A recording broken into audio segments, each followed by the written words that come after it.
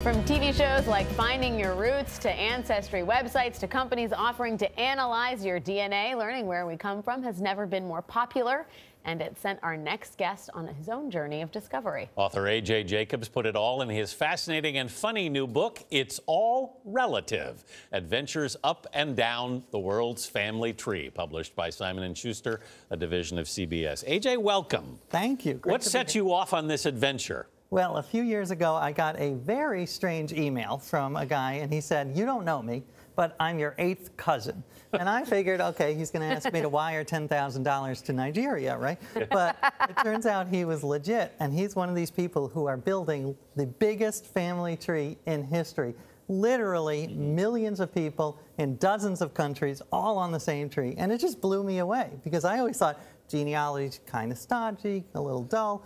But no, nowadays it is fascinating, and it affects every part of our lives, from politics to health to race relations.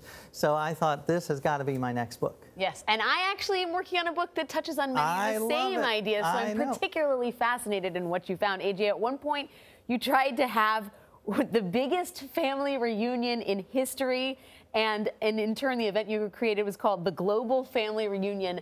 What was that, and how much of a nightmare was it? Well, yeah, so the book is part memoir, part how-to, part science, and part my quest to throw the biggest family reunion in history. And I got to say that it was the strangest day of my life. And we had, no spoilers, but we had 10,000 people all around the world in different, all singing "We Are Family" to Sister Sledge at the same time. You weren't arguing over who makes the best Thanksgiving turkey? Well, there was probably a little of that. That's what happens in my family. I love the "I am a cousin" signs. Yes. We're all cousins. So that was the idea of the book, that we are all related. But yeah, we had quite the variety. We had a rabbi and a minister and a Buddhist monk. So it was like the setup to a joke. This whole genealogy has become a big business, hasn't it? Huge, huge. About 5 million people have taken DNA tests, and there's genealogy shows and genealogy cruises. I think we all just want to know where we come from. There's this desire, like, who am I? And this is one way to find out. Do you think it's bringing us closer together?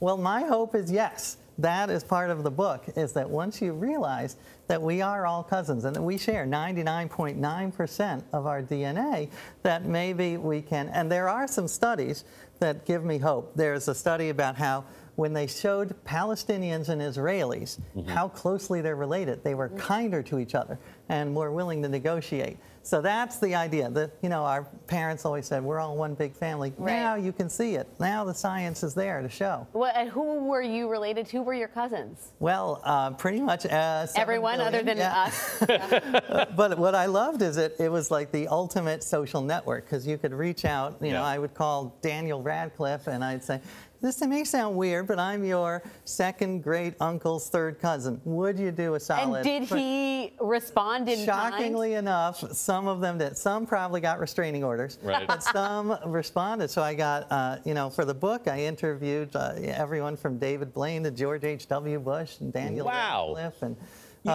you do raise some questions about privacy concerns here with all this information that people are sharing on genealogy. Right, yeah. There's certainly, like any technology, there is a risk.